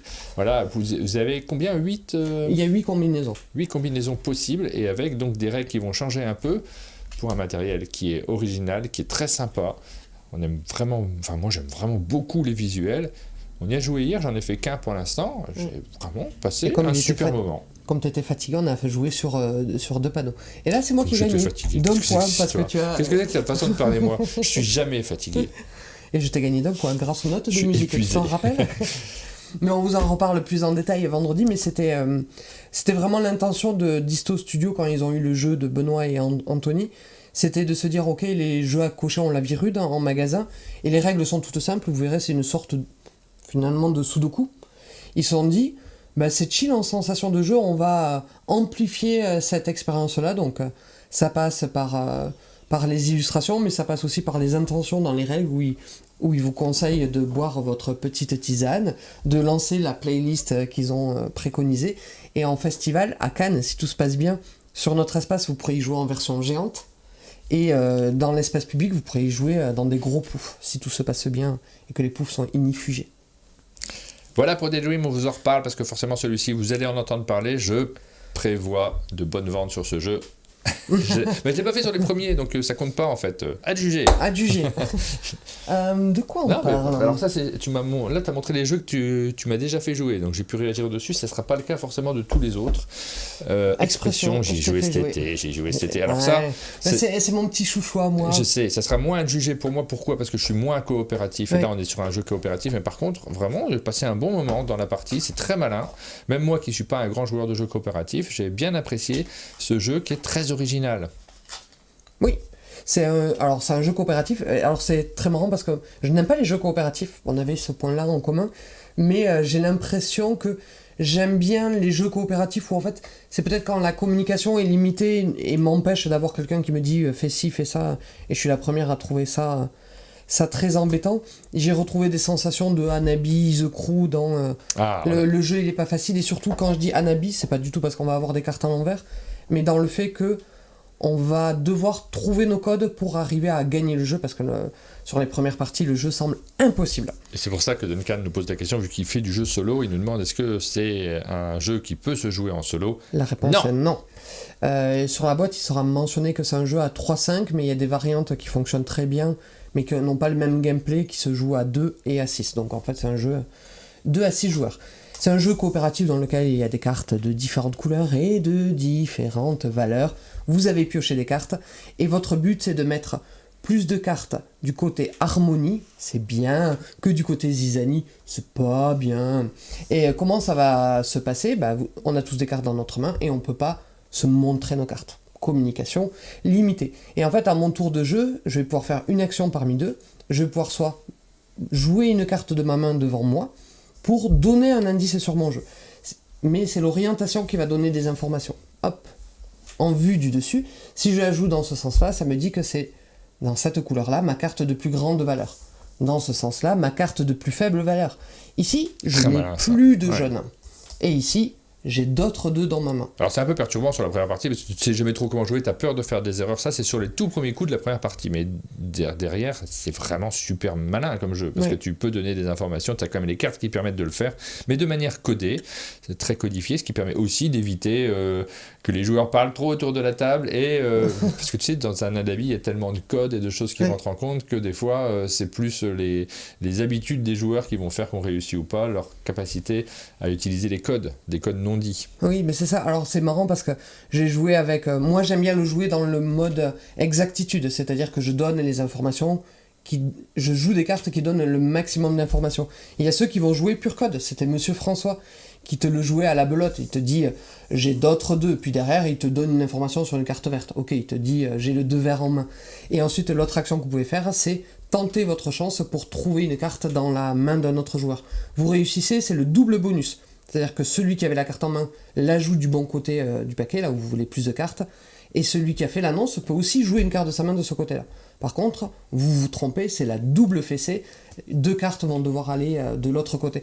Et sur les premières parties, ça paraît impossible à gagner, et puis ça le devient au fur et à mesure des parties. J'ai trouvé ça très simple et très... Je vois qu'il y a Steve qui me tag. Donc ça veut dire oui, on a une question, là, on nous demande si on est en direct. Et alors, pas du tout, on enregistre demain. Ah bon? Oui, on est en direct. Qui nous demande si on est en direct. Oui. C'est vrai est-ce qu'il y a des émissions en différé sur Twitch ? Parce qu'on enregistre sur Twitch pour ceux qui nous regarderaient en différé sur YouTube après le replay de cette émission. Il y en a qui doivent faire exprès. Oui. D'ailleurs, on remercie des gens qui nous ont soutenus parce qu'il y a eu des abonnements. Petit Clown, par exemple, Icoc, Mamie Zinzin, La Cafetière TV, Tiaco 2008 se sont abonnés à la chaîne pendant cette émission. On vous remercie vivement. Je vois qu'il y a Bisous Malora, c'est une de mes joueuses favorites. Voici pour Expression. C'est quel éditeur qui va nous le faire en version française ? C'est une simple localisation. C'est une localisation. Oui, voilà, puisqu'il n'y avait pas de travail spécifique à faire dessus. Voilà pour ce jeu. On enchaîne par lequel ? Il nous en reste encore 46. Il nous en reste 46, mais il nous reste combien de temps ? Parce que j'arrive à lire le chat, mais j'arrive pas à lire. Il est 9h06, on a encore quelques minutes. Allez. Ah bah tiens. Ça t'embête qu'on parle que de jeux que tu as joués ? Non, ça me paraît bien qu'on parle que de jeux que tu as joué. Et on finira par Majoara. Alors, ce jeu-là, j'ai une boîte originale où vous n'arriverez pas à lire le titre. Ah si, moi j'y arrive très bien. Vas-y, lis-le-moi. Trick Taking Games. Non, c'est pas ça le titre. Bon, ça s'appelle Candy Spiders Leopards. Ouais. Alors, c'est porté par une mécanique de pli, mais moi je vais pas vous le présenter comme ça. Je vais vous le présenter comme un jeu de collection, et un jeu de collection très chafouin. Et moi j'aime quand les jeux sont chafouins. En fait, il va y avoir des cartes de score qui seront recto verso, vous aurez fixé des règles de score pour chacun des éléments du jeu. Tiens, ça par exemple, si Aline elle était là, on pourrait lui rappeler la méchanceté qu'on lui a fait. Il va y avoir 3 étoiles dans le jeu. Si vous en ramassez qu'une, elle vaut 0 points. C'est pas beaucoup. Si vous en ramassez 3, et il n'y en a que 3 dans le jeu, c'est victoire immédiate, tu vois, ouais. Un peu les sirènes. C'est pas mal. Mais par contre, quand vous en avez qu'une, vous tentez d'avoir les 3 pour accéder à la victoire immédiate. Par contre, si vous restez coincé à 2, c'est moins 10. Il va y avoir les araignées. Et Aline en a eu 2, voilà, vous avez compris que forcément... Hop, on voulait que ça soit Martin qui en ait 2, mais on n'a pas réussi. Il va y avoir les... Pourquoi on voulait que ça soit Martin ? J'apprends des informations. Pourquoi vous voulez toujours que je perde ? Pourquoi les gens sont contre moi ? Pourquoi... la sororité. Pourquoi vous... Ah si, non, les gens sont nombreux à regarder cette chaîne, merci. Il va y avoir les araignées, si vous en avez qu'une c'est 3 points, vous en avez 2 c'est 10 points, 3 vous redescendez à 4 points. Et voilà. Ça c'est des petits corings qui sont variables, qui vont arriver, qu'on va positionner en début de partie et avec lesquels on va jouer. Et derrière ça on a une petite mécanique qui est alors très simple parce que c'est un tout petit jeu, un peu à la japonaise parce qu'effectivement on voit que c'est un jeu japonais à l'origine. Ah bah tiens, on pourrait faire une interro sur le chat pendant que je mets quelques cartes en place. Est-ce que vous savez ce que c'est les Fafrodskis ? Qu'est-ce que ça veut dire et qu'est-ce que c'est ? Est-ce que tu t'en rappelles ? Parce que je te l'ai dit. Oh là là. Les Fafrodskis ? Oui, je te l'ai dit. En jouant à ce jeu ? Ouais, au début. Ah, tu m'écoutes plus, Martin. Bon, les Fafrodskis, puisque je vois pas de réponse, je vous laisse quelques secondes et je vous raconte et je viendrai vérifier après. En fait, il va y avoir 9 objets au centre de la table et chaque joueur va recevoir 9 cartes. Les cartes pour un jeu de pli, il y a très peu de couleurs, il n'y a que 3 couleurs, 2 couleurs classiques et une couleur d'atout. Et vous allez, vos 9 cartes, les réunir en 3 petits paquets pour 3 mini-jeux, 3 mini-manches en fait. Une fois que chacun a fait ces 3 petits paquets, on prend son premier paquet. Et en commençant par le premier joueur, on va se battre pour ce bonbon. Le gagnant du pli, hop, relance, et on se bat pour ce second bonbon. Et donc en fait, avec 3 couleurs, 3 cartes, il est possible de se faire des coupes, des entourloupes dans tous les sens. L'ordre du jeu est ultra important. Et en fait, moi, ce que j'ai observé, pour avoir joué vraiment avec, je dirais, 7-8 groupes très différents, des joueurs de... vraiment avec aucun point commun. Oui. Ce qui est marrant, c'est que dans ce jeu de collection, puisque ça se joue en 4 manches, si je dis pas de bêtises, c'est que l'enjeu grimpe automatiquement et très fort. La dernière manche, il y a de l'enjeu sur tous les objets. Les bonbons, c'est un jeu de majorité, mais vous voulez pas être le premier, vous voulez être le second. Et donc, au début, vous en prenez plein, puis au bout d'un moment, vous vous rendez compte que vous êtes le premier, et les dernières manches deviennent d'un enjeu fou, et voilà, moi j'aime les jeux chafouins. Est-ce qu'il y a des gens qui ont répondu pour Fafrodskis ? Je me suis rappelé, hein, c'est bon. C'est bon. Mais oui, je sais pas, j'ai eu un moment où mon cerveau s'est éteint, et ça y est, je me suis rappelé, effectivement, c'est le mot qui m'a perdu, parce que évidemment l'anecdote, je l'avais. Oui. Et ça existe vraiment, ça, des Fafrodskis, sur des animaux de quelle taille ? Je crois que c'est que sur des grenouilles ou des choses comme ça. Des éléphants, jamais ? Non, pas des éléphants. Déçu, j'adorerais me lever le matin et voir un éléphant dans mon jardin. Comme c'est que c'est un phénomène naturel tout à fait normal, Martin. Peut-être plus tard dans le futur, quand les mouvements d'air changeront. Donc, les Fafrodskis, c'est quand vous avez des objets qui tombent du ciel par nuée. Et ça veut dire, c'est un acronyme pour Fallen from the Sky. Zzz. Ah, je parle anglais aussi bien que Martin. Oh, mieux, j'imagine. Mais je vais progresser. Alors là, l'éditeur, tu me l'as pas dit ou je l'ai pas entendu ? Oui, alors ne me demandez pas de répéter le nom d'auteur, c'est un nom d'auteur japonais. Donc voilà, je suis désolé, vous irez sur la fiche du site Un Monde de Jeux. Et l'éditeur, ce sera localisé par Musoka, qui a pris le parti de... voilà, parce que vous l'avez vu, les designs sont très enfantins, de respecter ce décalage en fait. Et c'est de la localisation ou ils font de la création chez... Ils font aussi de la création. Ouais, mais dans un style qui est semblable. On se demande d'après si c'était pas des jeux qui viennent du Japon. Et tu en avais pris plusieurs, hein, je veux voir les autres. Il y a Flea Market qui est chez lui, c'est tout. Et c'est tout. Ouais, je t'en ai spoilé un qui arrive fin d'année, qui est mon chouchou de cette année, mais il n'y a rien pour le moment pour vous montrer. Flea Market, ça se prononce Flea Oui, Iquancon. On a déjà prononcé ce nom Iquancon sur notre chaîne, je ne sais plus sur quel jeu en particulier. Et je ne saurais pas te répondre. Et donc voilà, des petites boîtes, des styles qui changent des styles qu'on a l'habitude de voir aussi. Et c'est vrai qu'on a beaucoup de jeux. Festivals, bien sûr, qui était également publié par le même éditeur. Oui, hein, c'est le même éditeur. On voit beaucoup de jeux qui sont un peu japonisants dans le graphisme, mais c'est un certain type de graphisme japonisant. Parce que tu vois, ce type de graphisme-là en particulier, on le voit assez rarement, alors que c'est aussi une influence qu'on arrive à bien déceler. Oui. Parce que nous, on fait des illustrations, quand on dit japonisant, qui correspondent à l'idée mentale qu'on se fait des dessins du Japon, mais c'est pas forcément ça. Pas toujours, c'est des influences un peu manga, on va dire. Oui. Des traits simples. Voilà, parce que je suis pas très doué. Ce qui veut rien dire, parce que quand on utilise le terme « Oh, ça fait très BD ton dessin », en général, moi, ça me hérisse le poil, tellement ça veut rien dire, ça fait BD. Moi, je suis très peu à l'aise quand il faut parler d'illustration, mais c'est vrai que là, ça t'évoque un manga plus parce que ça a l'air chill et que les traits sont sympas. Qui n'est pas du tout un jeu qui vient du Japon. Celui-ci va nous évoquer un style un peu manga aussi. Oui. En tout cas, des inspirations. Voilà. Alors, Flea Market, tu nous as dit. Flea Market, oui. Je crois que c'est des vides-greniers en anglais. Effectivement, tu as raison. Oui, j'ai toujours raison, Martin. C'est faux. Allez, je vous parle d'un jeu que les moins de 20 ans ne peuvent pas connaître. Parce que je suis sûr que vous n'en avez pas entendu parler. C'est Marajoara, une prochaine localisation familiale à venir chez... Attends, on va mettre la coupe dans le bon sens pour la montrer en vue dessus. Toujours vers nous. Ah, elle est cracra, ma boîte. Mais elle est mimi. Ça t'inspire quoi, tiens, la couverture? Daniel Deluca. Ah là, j'ai l'impression, tu vois très clairement, je vois directement au style graphique et à l'univers avec les arbres derrière, qu'on doit être très probablement à Central Park. Non. À New York, où quelqu'un a laissé son emballage du McDo. Ça, c'est le petit jouet aussi, hein, qui est avec, dans un bas-côté. Non, on n'est pas sur ça. On est sur un jeu, j'allais dire, de... Mince, du coup, j'écoute tes bêtises.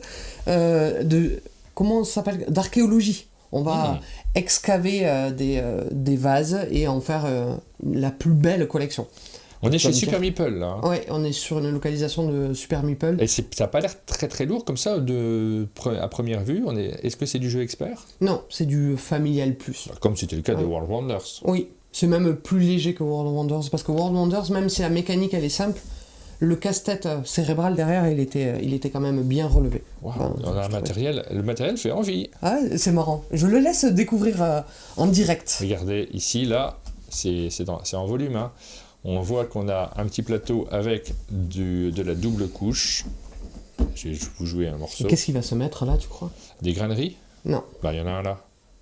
C'est vrai? Oui, il y a une grainerie, t'as mangé avec ton jeu. Et puis juste à côté, on a un tableau où peut-être on va compter les points de victoire. Est-ce que c'est pas des points de victoire là? Ça, c'est des points de victoire. Ah, l'œil du spécialiste. Et là, je sais pas, je t'écoute. Il y a des pistes? Ouais, des pistes. Mais regarde, ça s'ouvre. Vraiment, t'as pas trouvé ce qu'on mettait là-dedans? Non. Des dés! Des dés! On met des dés! Je connais les dés, j'ai déjà vu un jeu qui en proposait. Désolé pour le bruit si vous en entendez. On aime le bruit, tu sais. En fait, c'est un jeu... Si vous avez joué à Baron Voodoo, ça me rappelle un petit peu ça dans l'idée. Au début, il va y avoir plein de dés partout dans tous les sens. Vas-y, je te laisse installer 2 dés et je vais montrer les actions que vous allez pouvoir réaliser avec ces dés. Qui seront dans des trous. On va essayer de ne pas mettre des trop grosses valeurs. Et à votre trou... À votre trou. Ça, c'est... Oui. À votre tour, vous allez devoir jouer à saute-mouton avec un dé. C'est-à-dire que je vais prendre un dé, hop, pour en capturer un autre en jouant à saute-mouton. En faisant ça, le 4 jaune, je le prends par 2 vers moi et je vous en reparle. Mais le 2 qui vient de jouer à saute-mouton, il a pris en XP de saute-mouton. Et il va passer de 2 à 3. Voilà, jouez à saute-mouton avec vos trous. Et ces dés, on va venir les stocker sur son plateau pour faire différentes choses. Les dés jaunes, c'est trop bien, c'est de l'or, c'est de la tunasse, ça va vous permettre de réaliser les autres actions. Les dés rouges ici... C'est mon idole, l'idole des jaunes. Les dés jaunes sont ultra importants parce qu'en fait c'est pas un dé d'action, c'est vraiment la monnaie dans ton jeu qui te permet de faire tout le reste. Ici, les dés rouges, si je stocke un D5, ça va pouvoir me permettre de mettre en exposition un petit... je vais trouver mon vocabulaire, un petit vase de valeur 5, mais pour ça il va falloir payer le double de sa valeur. Il va falloir que je paye 10 en pièces d'or, donc 10 en valeur de dés. Ici, les dés bleus, pareil, ça va me coûter de l'or pour pouvoir défausser mon dé bleu et poser mes petits bouts d'amphore, et tu vois que quand je pose, je gagne les bonus qui sont indiqués dessous. Pareil pour les vases. Et les dés noirs vous permettent de grimper sur les pistes pour des petits bonus permanent en bout de piste, un jeu de course et plein de petits bonus immédiats. C'est vraiment très familial, c'est très tactique parce qu'au fur et à mesure du jeu, il y a des petites cases qu'on va pouvoir personnaliser pour dire attention, cette case elle n'est pas piégée, mais si elle est piégée quelque part parce que si les joueurs finissent leur tour de saute-mouton dessus, ils me donnent des petits bonus. Donc au bout d'un moment, j'aimerais bien faire ce coup là, mais je vais encore avantager Rachel et elle va encore gagner parce qu'elle est trop forte. Elle est trop forte, Rachel. Voilà. C'est un jeu avec le matériel un peu surprenant. Oui, oui, là complètement. Chez un éditeur qu'on aime bien aussi, qu'on suit toujours avec attention. Hop, je vous montre la couverture. Ce jeu-là, j'en avais pas du tout entendu parler. Je savais que personne n'en avait entendu parler. Eh bien, est-ce qu'on aura le temps d'y jouer d'ici jeudi ? Parce qu'on va le remettre dans notre matinale d'actu ludique avec Pénélope pour dire ce jeu-là sort chez Super Meeple d'ici quelques mois. On a le temps d'y jouer d'ici jeudi ? Oui, super. On a le temps d'y jouer d'ici jeudi. En fait, c'est surtout moi qui ai peu de temps en réalité, je sais bien. Mais on va essayer d'y jouer, comme ça je pourrai en parler. Il sera mis en place dans un coin et dès que tu es libre, je te fais jouer. Je suis au point sur les règles, je les ai révisées. J'ai révisé toutes mes règles avant de venir, on peut jouer à tout. Merci beaucoup. Merci en tout cas pour ça, parce que là, ça nous a permis de découvrir déjà pas mal de jeux, d'avoir des idées de ces différents jeux. Il y a plein de choses à vous montrer. Alors, on en a quelques autres encore qui sont juste derrière nous. On peut faire la présentation rapide. Il y a plein de jeux. Alors, il y a Balconia qui arrive très bientôt, qui arrive en janvier. Très surprenant, celui-ci. Chez Ori Games. Je reste pas à montrer le matériel. C'est vrai que le matériel, il est fou. On a une sorte de petite... un immeuble qui est posé entre les joueurs et c'est un jeu pour 2 joueurs uniquement. On va poser les différents balcons de Balconia avec des scorings qui sont dépendants de ce qu'il y a à droite et à gauche. Enfin, il y a des adjacences, tout simplement. Vous avez regardé cet immeuble entre les joueurs. On se regarde entre les immeubles. Voilà, et puis il y a un tirage au sort. C'est juste, les balcons ils sont ici là-dedans, mais en fait ils sont en volume puisque vous allez les sortir. Et regardez, pop! On a un petit balcon en volume. Si je tire celui-ci, le numéro 6, si à mon tour je dois placer le numéro 6, je vais choisir sur quelle face je vais le placer, quel scoring je veux récupérer, mais ce faisant, je vais attribuer également un scoring à mon adversaire. Et là, il faut que je me rappelle ce qu'il est en train de faire forcément de son côté, quels sont les éléments qu'il a placés, où est-ce qu'il va essayer de marquer des points. Grâce à toi, maintenant, je vais marquer 1 point par balcon que je vais mettre autour. C'est malin, hein. Le système est très malin. Et c'est du I split to choose. Et moi, je tire un truc, je te fais 2 propositions, toi, tu tranches la proposition finale, et surtout, c'est toi qui choisis l'emplacement. Ça, c'est pour la mécanique, mais le matériel en lui-même donne envie de jouer, l'envie de jouer. Et c'est ce qui est vraiment très fort sur ce jeu-là, en dehors de cet immeuble qui sépare les joueurs, c'est que c'est tout basé sur les illustrations. Il va falloir regarder les chats, les fleurs, et ça raconte une histoire. Votre immeuble, à la fin, il raconte une histoire. Oui. C'est pas facile en fait. Il y a vraiment un exercice cérébral derrière. On a l'impression que c'est très joli, mignon, mais quand même vous allez réfléchir.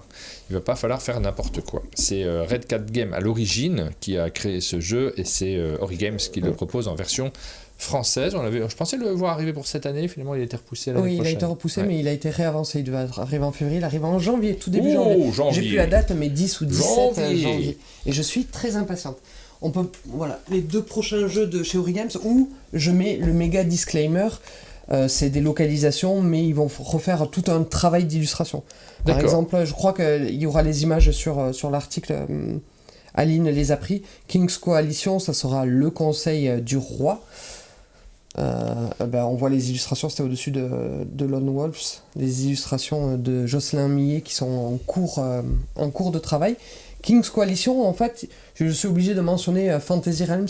Ça va se jouer vraiment comme Fantasy Realms, j'aurais pu dire comme le Kems, mais je suis sûr que ça vous aurait moins vendu de rêve. Ou à votre tour, vous allez soit prendre une carte de la pioche, soit une carte parmi celles défaussées au centre de la table, et en défausser une de votre main. principe tout bête. Vous allez me dire, déjà vu dans Fantasy Realms, avec des personnages moyenâgeux et différentes couleurs et valeurs. Et on fait comme ça des manches successives. La particularité du Conseil du Roi, la promesse que m'avait fait Guillaume la première fois qu'il m'y a fait jouer et qui marche tout à fait, c'est que dans Fantasy Realms, le scoring il est inscrit sur les cartes. Oui. Et donc il est immuable. Mais ça a aussi ce côté addictif de prise de connaissance du jeu. Dans le Conseil du Roi, le scoring il est variable à chaque partie puisque, je le montre ici, il va y avoir des... On voit rien. On voit rien. En fait, à chaque manche, on va tirer un nouvel objectif. Et l'ordre dans lequel vous avez l'information, on va vous dire OK. J'ai essayé de le faire parce que les gens n'ont pas vu. L'objectif va être variable et surtout, il est révélé au fur et à mesure de la partie. On va imaginer s'il y a 6 ou 7 manches. À la première manche, on tire un objectif. Et cet objectif-là rapportera beaucoup de points. Donc, vous allez axer votre stratégie dessus. Puis, à la manche suivante, on va révéler un nouvel objectif qui rapportera lui moins de points, puisque l'information elle arrive plus tôt. Et donc vous essayez d'affiner votre jeu en fonction de ces objectifs qui se révèlent. La promesse elle est tenue, c'est Fantasy Realms avec un scoring changeant à chaque partie. Je suis très curieux d'y jouer, on va essayer de trouver un petit moment si tu as l'occasion. Oui. Dans les Moi j'ai heures l'occasion, qui viennent. je suis là pour ça. C'est un jeu de Derek Croxton.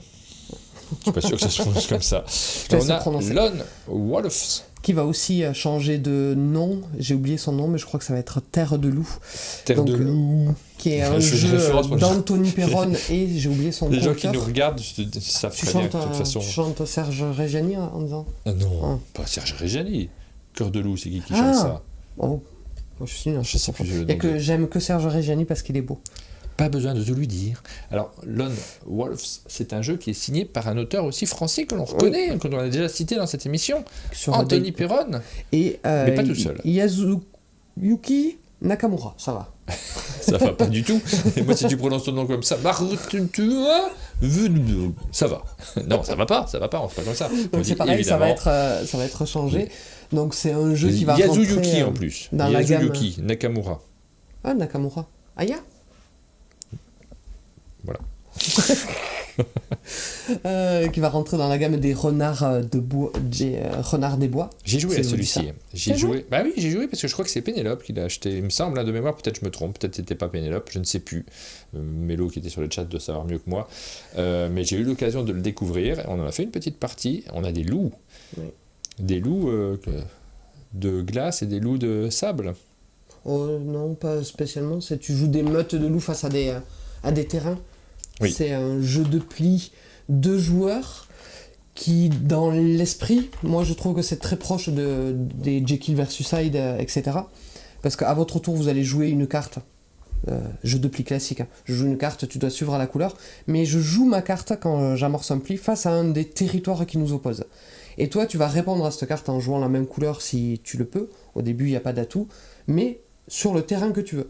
Celui qui gagne, il laisse sa valeur affichée, l'autre retourne son loup, il ne deviendra pas un loup alpha, il apparaît sur la valeur 1, mais il gagne un des bonus du terrain sur lequel il s'est placé. Ce qui va lui donner soit de la force supplémentaire, soit des points de victoire supplémentaires, et c'est d'une tension folle, ça se joue à pas grand chose. Au bout d'un moment, quand le 3e territoire est épuisé de tous ces petits jetons bonus, il y a un atout qui rentre en jeu, mais il y a un autre atout qui va changer au fur et à mesure de la manche. C'est vraiment comme tout bon jeu à deux, beaucoup de tension. Il faut apprendre à perdre pour récupérer des bonus qui nous renforceront un petit peu plus tard. J'ai beaucoup aimé, un nombre de cartes limité dans chaque terrain, donc je peux faire exprès de perdre dans un terrain pour jouer la dernière carte et te dire Martin, tu pourras plus jouer sur ce terrain. Ah, faut pas faire ça avec moi. Donc voilà. Voilà, c'est Lone Wolves et qui changera de nom. Je n'ai qu'une seule envie, c'est d'y rejouer. Et on a 2 autres jeux, les 2 derniers qu'on vous présente assez rapidement. On a oublié celui-ci, qui aussi c'est Musoka Studio, Castle Builders. Non, c'est pas Castle. Castle. Ah, Castle. Castle. Non. Non. Tu le fais super bien. Un autre petit jeu qui est lui aussi japonisant, forcément. Vous voyez des chats, vous voyez qu'ils ont... je ne sais pas ce qu'ils ont d'ailleurs. Des bandeaux dans les cheveux. Ils ont des cheveux. C'est des chats geisha. Bon, c'est un petit jeu de pli esprit 6 qui prend où où quand vous récupérez des cartes, quand on fait un pli, quand on réalise un pli, vous voulez idéalement être le second, parce que le second choisit la carte qu'il ramasse. Oui. Et il en ramasse plus. Et vous allez essayer de les mettre dans des colonnes. Et des colonnes classées par couleur. Si je commence à mettre du rouge là, hein, tu te moques. Cher tu vas te Rachel. moquer. Ah, il va se moquer. Cette partie de jeu de société que nous avons fait ensemble m'a ouvert les yeux. Tu as ce je ne sais quoi de rare et précieux dans les yeux qui provoque la lumière. Rachel, qu'est-ce que c'est que ce message à l'intérieur de la boîte? Ah là là, j'ai laissé traîner ça. Ça a l'air de bien s'amuser hein, chez Néoludis. C'est pas que du jeu. Ça va créer des ragots. Il est tombé sur une de mes fiches Bristol. Régulièrement, je mets des fiches Bristol dans mes jeux pour me rappeler la mise en place rapide, mais surtout qu'il n'y a que des règles en japonais. Donc, j'ai besoin de ma petite aide de jeu. Et donc, quand vous récupérez des cartes, vous les placez dans des colonnes, mais chaque colonne, pour marquer des points, elle a une quantité maximum d'éléments que vous pouvez y mettre. Si vous venez à la dépasser, ça va être des points négatifs. Jeu de pli, je sais, et je suis la première à dire ça, on dirait qu'il y en a trop. Il y en a trop, mais en fait ça devient comme les jeux à cocher, oui. Où en fait c'est plus une mécanique qui porte autre chose. Quand je vous parlais de Lone Wolf par exemple, c'est un duel à 2 joueurs assez intense. Quand je parle de Candy, Spiders et Leopard, pour moi c'est un jeu de collection chafouin. Et quand je parle de Catsels, moi j'ai plus envie de jouer au 6 qui prend, j'ai envie de jouer à des trucs comme ça avec mi-KO, plus de KO que de contrôle, mais du fun avant tout. Voilà, c'était Catsels, nanana, chez Musoka Studio. Et on termine avec Ironwood. Et c'est un jeu, on le voit, c'est écrit en bas, Mind Clash Play. Alors, de quoi s'agit-il? Mind Clash, vous connaissez, c'est cet éditeur qui propose en financement participatif de très gros jeux habituellement, mais là, c'est pas le cas de celui-ci. Ils ont fait des gammes un peu plus légères. Oui, par contre, ils sont toujours localisés par Super Evil, je crois. Hein. Oui. Il y a un partenariat qui est assez fort, assez fidèle, effectivement. Et ça sera le cas de celui-ci aussi. Maël Brunet, Julien Chaput, Ironwood. Il est déjà disponible, je crois, en version anglaise. En version anglaise, il est déjà disponible. C'est comme ça que je suis allé obtenir mon exemplaire. Et comme prévu, j'ai beaucoup aimé. Pour vous situer la typologie, la difficulté, l'accessibilité du jeu, moi je le mets dans la même catégorie que Pagan. C'est du jeu 2 joueurs asymétrique où il va falloir jouer de nombreuses fois pour passer outre le gameplay et commencer à connaître ses cartes et commencer à construire un jeu en défense de son adversaire. Et moi je trouve, ouvre-le, il y a vraiment un truc qui est magique, donc c'est un jeu 2 joueurs asymétrique, où il y a le fer qui joue contre le bois, je ne sais pas quels seront les éléments de traduction. C'est un truc qui est magique. C'est déjà dur. C'est qu'on a une asymétrie en termes de ce qu'il y a écrit sur nos cartes, mais il y a une asymétrie matérielle. Et ça paraît bête, mais ça offre un plaisir de jeu. Le fer, il va vraiment jouer avec des pions en métal. Une perceuse en métal, il arrive que sur les montagnes. On a déjà un plateau qui est très beau, hein. Franchement, on a envie de le regarder, ce plateau. Alors là, vous allez avoir une belle forêt. Et un côté 2 joueurs... C'est bon, c'est le côté 2 joueurs. Voilà, très très belle forêt avec des chemins, des bâtiments. Ça vous plonge dans un univers qui n'est pas le même que celui d'un autre jeu. Et ensuite, à l'intérieur, regardez, vous avez des... Comment on appelle ça déjà plus? Des game trays. Oh, ça c'est le bazar. Ça voyageait dans une valise. Une valise. Et moi, il me tarde que tu découvres. Tu n'as pas vu encore le matériel de ce jeu. Je n'ai pas eu l'occasion d'y jouer. Moi, vous savez, je suis débordé actuellement. On a un peu moins le temps de prospecter sur des jeux qu'on ne connaît pas encore. Ouvre-toi l'autre, parce que là, je te présente le personnage qui va jouer en mode bois, qui va jouer donc avec des pions en bois. Lui, sur la map, il va se balader que sur les forêts, et son but du jeu, c'est d'essayer de trouver des totems pour les activer. L'autre personnage qui va jouer l'iron, le fer, il va jouer avec des éléments en métal. Wow. Et il va essayer, son but à lui, il se balade que sur les montagnes, c'est d'essayer de construire des forges. Mais dès que 2 joueurs sont adjacents, ils vont pouvoir réaliser des combats pour essayer de se dégager et empêcher le développement de l'autre. Ça se joue. Il en manque un. Tu fais une erreur, tu montres trésor. Il en manque un. Pardon. Et ça se joue qu'avec des cartes, et on va jouer chacun son tour alternativement une carte et une manche se résume à jouer 3 cartes et réaliser l'action qui est inscrite dessus. Donc c'est vraiment voilà, de la symétrie de cartes, mais la symétrie matérielle, pour moi, elle a tout fait dans le plaisir du jeu. Ah oui, le matériel. Non, mais c'est hyper important, on l'a dit plusieurs fois dans cette présentation des jeux Néoludis, le matériel, c'est essentiel. Les illustrations aussi, évidemment, les mécaniques, c'est ça qui va nous faire rester sur les jeux, mais la première découverte, c'est d'abord le matériel. C'est peut-être ce qui va nous orienter, et on voit qu'on a des propositions. Je me permets d'utiliser le terme proposition, c'est Ludo qui n'aime pas ce terme-là. À chaque fois que je le dis, je pense à Ludo, du coup. Mais la proposition, en tout cas, de moments de plaisir, de moments de plaisir, elle est séduisante ici, et après, c'est le jeu qu'on va regarder, bien entendu. C'est la mécanique et c'est l'ambiance qu'il y a autour de la table. Oui. Et donc ça, c'est approuvé, adopté entre mon chéri et moi. Vraiment, quand je lui explique les règles... Mais si jamais tu as le temps de m'y faire jouer... Tu sais que je les ai pas menés pour montrer et mettre le bazar sur ta table. C'est pour essayer de t'y faire jouer. C'est mon travail. C'est super travail. J'aime beaucoup ton travail.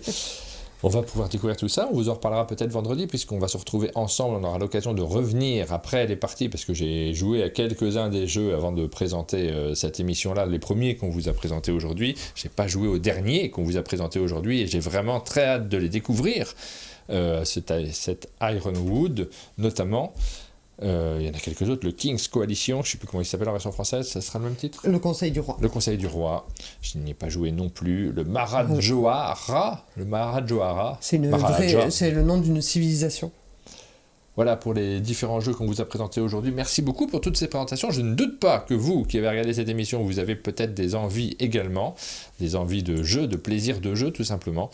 C'est un plaisir de pouvoir découvrir tout ça et en amont des sorties, ça arrivera. Donc là, on est sur des jeux qui courent de début janvier, quasiment. Je dirais juin. Mi-janvier à juin. Ouais, on va dire le premier semestre.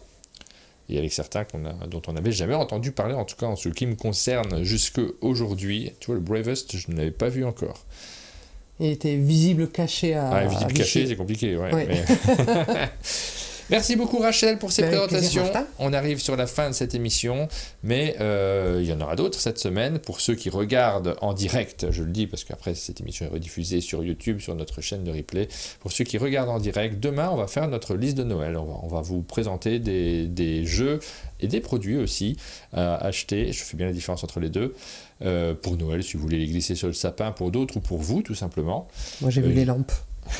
Jeudi, on fera les actus ludiques avec Pénélope et vendredi on se retrouve tous les deux et là on essaiera peut-être de jouer un peu plus, de se donner des défis, notamment sur ce Battle Flip. On va voir si tu es tellement meilleur que moi. Je vais étudier toutes les configurations, je vais tricher à mort. On va voir, on va mettre de l'enjeu, on a quelques jours pour réfléchir à quel enjeu on va mettre dans cette vidéo, mais un enjeu maximum, ça c'est sûr. Ne loupez pas la matinale de vendredi, on va bien s'amuser, on sera en roue libre. Et si vous avez des questions, allez dans les commentaires. Il les suit, j'essaierai de les suivre aussi. Bien sûr, bien entendu. Allez, bonne journée à toutes et à demain. À vendredi.